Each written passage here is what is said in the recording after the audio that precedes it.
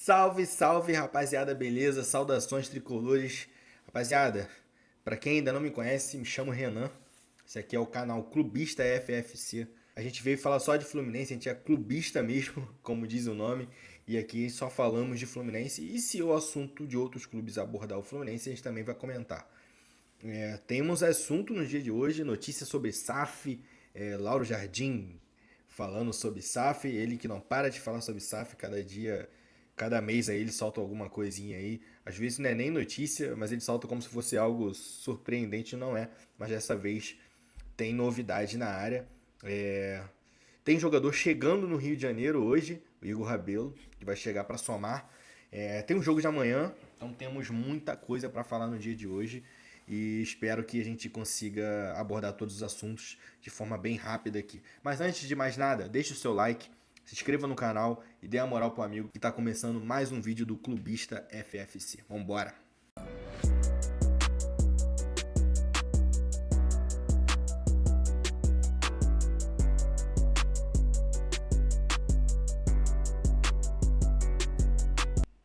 Rapaziada, primeiramente, vamos falar da chegada do Igor Rabelo, jogador que se despediu do Atlético Mineiro. Teve até um problema lá do Cuca, né? O Cuca reclamou bastante lá do jogador ter saído, né? Porque ele perdeu o Lianco machucado, então ele estava com dois zagueiros canhotos, estava reclamando e tudo mais. Reclamou diretamente com o Vitor. O clima ficou meio pesado lá, meio estranho por causa dessa negociação. Para muitos foi até de forma meio estranha você perder um jogador igual o Igor Rabelo, que foi reserva no Atlético Mineiro esse tempo todo, e você vê a torcida elogiando o jogador, o treinador não querendo que ele saísse. Então você até fica meio assim, né, na hora de avaliar o jogador, porque a avaliação que a gente tem do Igor Rabelo aqui não é tão positiva assim. É um jogador que aparentemente pra gente, eu não acompanho todos os jogos do Atlético, mas sempre quando eu acompanhava, ele era banco. Então, na maioria dos jogos ele foi banco lá, então tem toda uma questão que deixa a gente com o pé atrás, mas faz parte também, né? Então a gente não tá fazendo juízo de valor antes da hora do jogador, mas é o que a gente tem de informação, é o que a gente tem visto do Igor Rabelo nesses últimos anos, jogador reserva do Atlético Mineiro. Então causou muita estranheza a torcida reclamar da saída dele, ou elogiar ele lá na rede social, o Cuca reclamar de ele ter saído, então gerou até um desconforto ali na diretoria do Atlético Mineiro. Mas vamos lá, ele chegou no Rio, aí falou com alguns repórteres ali. Não vou colocar a entrevista aqui porque pode dar algum problema. Mas ele chegou falando que ele era moleque de Xerém, então ele foi revelado no Fluminense. Eu nem sabia que ele teve passagem de Xerém. Não chegou a jogar no profissional do Fluminense, mas ele tinha esse sonho. Quando ele chegou aqui, um dos caras que estava se destacando no profissional, quando ele estava na base do Fluminense, era o Thiago Silva. O Thiago Silva já se destacava no profissional, então é um grande ídolo dele. Então, nessa vinda para o Fluminense, ele também falou da importância de jogar com um cara que foi ídolo e tudo mais. Então, é o Igor Rabelo chegando. Confesso que é uma contratação que eu não gostei tanto, ainda mais por ele não poder jogar as Copas, que é algo que a gente precisava para agora. Mas o Thiago Silva está voltando. Em breve a gente vai ter mais notícias sobre isso. Ele e o Ignacio. Então, provavelmente não vamos ter tanto problema para a zaga. E o Fluminense ainda está em busca de um novo zagueiro. Mas é isso aí, galera. Vamos falar um pouco agora do assunto do momento. Notícia. Notícia que saiu agora à tarde. Na verdade, a notícia que saiu cedo, mas a gente vai comentar um pouco sobre ela.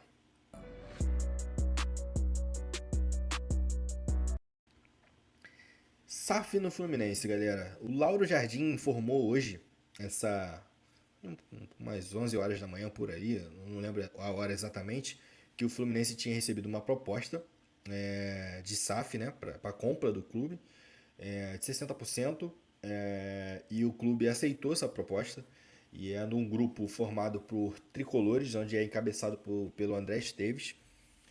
Só que é meio complexo isso tudo, né? Porque o Fluminense foi estudado ali para gerar uma precificação para ser comprado através do André Esteves e do banco BTG. Então, a pessoa que avaliou é a pessoa que está comprando junto com o grupo e tudo mais, a pessoa que encabeçou um grupo, então já gera um conflito de interesse aí de cara. E segundo informações, o presidente Mário seria o CEO dessa SAF, que também gera mais polêmica, porque é o presidente atual, é ele que trouxe a ideia do clube virar uma SAF e tudo mais, e ele que vai virar o CEO dessa SAF. Então, assim, ele que está trazendo as negociações, ele que aceitou e tudo mais, então geram já gera um montão de dificuldades ali, um montão de pensamentos é, estranhos a respeito dessas negociações, porque não é feito de forma muito clara. Segundo informações, o grupo contratou uma espécie de uma empresa para trazer a proposta a público por torcedor, para diretoria, para tudo mais, para não gerar um burburinho, para não ficar nada obscuro, para não já não trazer uma imagem negativa logo de cara. Então essa empresa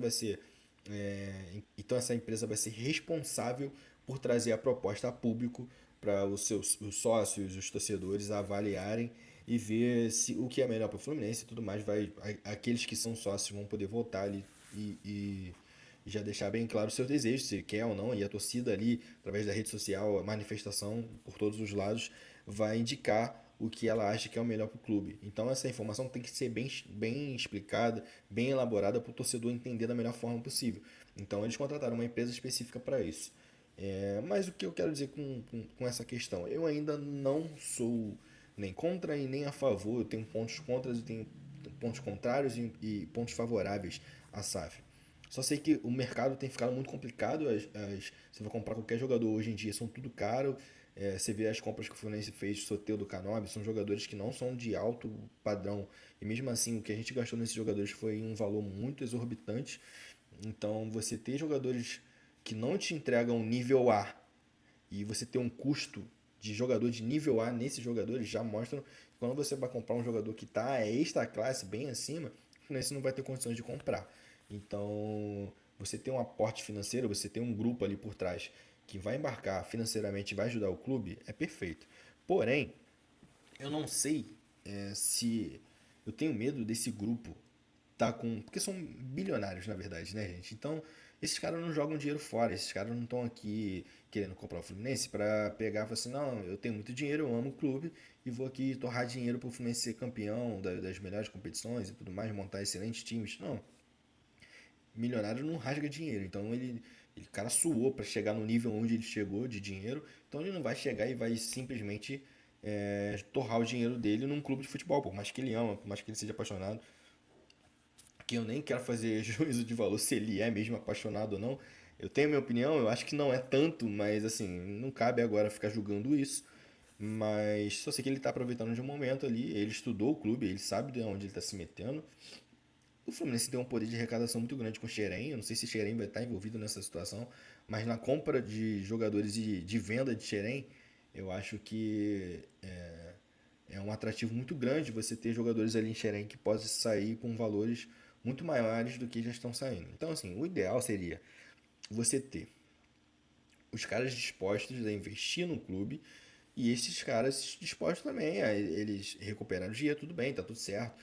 Se eles fizerem um negócio bem feito, não tem problema nenhum. Eles venderam jogador de Xerém, até porque o Fluminense já vende.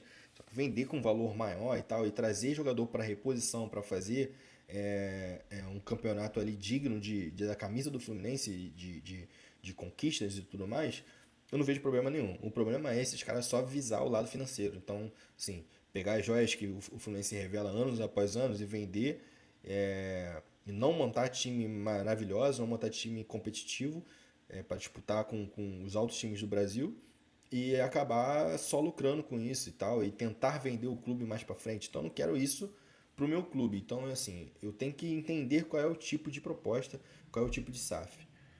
Logo em seguida que saiu a notícia, o Fluminense veio a público e falou que ia fazer uma nota esclarecendo tudo aquilo que o Lauro Jardim falou, porque tinha informações imprecisas na parada.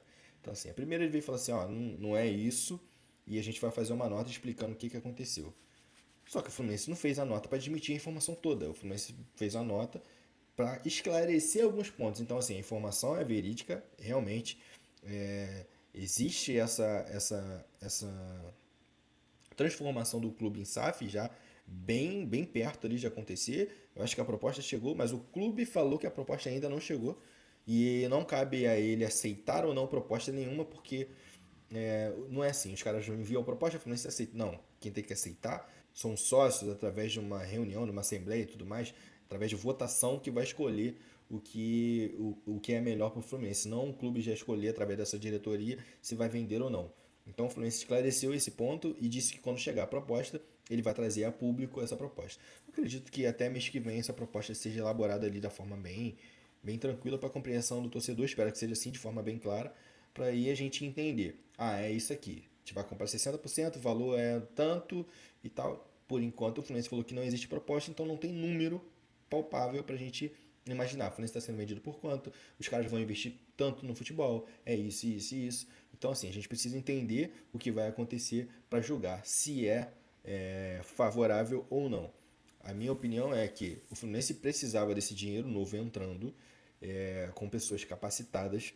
Só que eu não sei se o grupo que está entrando vai vir com a intenção de fazer o Fluminense mais forte e também lucrar, porque faz parte. São uns caras que estão colocando dinheiro a rodo, a risco, e eles também querem lucro, é normal. Só que o Fluminense também é um clube de futebol e tem sua torcida que é apaixonada, que quer ganhar sempre, tá tudo mais. Então, se você conseguir equilibrar isso aí, eu acho que é o melhor dos mundos, mas eu não sei se a SAF vai vir com essas condições. Se vier, perfeito, mas é uma coisa que, mesmo ele falando na proposta ali, não vai ser palpável, a gente só vai saber quando tiver em ação. Por isso agora vem a importância de um CEO. O cara que representa ali o Fluminense e sua torcida, basicamente, é um cara que vai comandar o futebol, ele precisa entender o que é o Fluminense. E o Mário entende o que é o Fluminense. Você pode gostar ou não gostar da pessoa do Mário, mas você sabe que ele entende o que é Fluminense. Ele é o torcedor do clube e tudo mais. Apesar que já teve milhões de caras aí que veio, sou torcedor do clube e acabou com o clube. O Mário pegou o Fluminense em 2019 e é inegável que o Fluminense teve um crescimento de lá para cá. O que era o Fluminense antes do Mário, que virou o Fluminense pós o Mário, de 2013 até 2019 foi sofrido, a gente sabe bem. E o Mário quando chegou no clube, acho que estava 7, 8 meses de salário atrasado, jogador encerrando tudo o contrato, e ele conseguiu montar um time, foi progressivo, indo para Libertadores ano após ano, para montar time mais forte, e foi acertando em algumas questões. Então assim, eu tenho meus pontos negativos contra o Mário, eu acho que ele é arrogante, eu acho que ele é centralizador, eu acho que ele aparece mais do que o normal, porém é um cara que um, uma gestão onde teve melhoras financeiras do clube. Então, assim, é importante a gente visar isso. Eu acho que os erros do Mário no futebol, em termos de contratação, são gigantes. Eu acho que o Fluminense teve pouco dinheiro e quando saiu para investir, investiu em jogadores que o torcedor já sabia que não ia entregar. Então, assim, o Fluminense esses últimos anos tem pecado muito quando sai para contratar. Então o Mário tem esse problema, tem essas questões, e é um cara centralizador, repito.